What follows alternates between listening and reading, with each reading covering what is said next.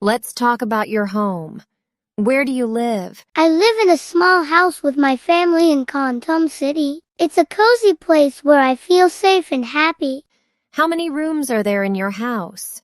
My house has 5 rooms. There are 2 bedrooms where we sleep, a living room where we watch TV, a kitchen where we cook food, and a bathroom where we take showers. It's not a big house, but it's cozy and comfortable.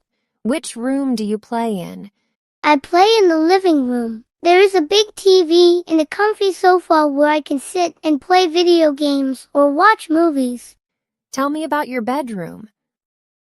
My bedroom is small but nice. It has a bed with a soft mattress where I sleep at night. There's a desk by the window where I do my homework and draw pictures. I keep my favorite books and a few toys on a small bookshelf. The walls are blue, my favorite color.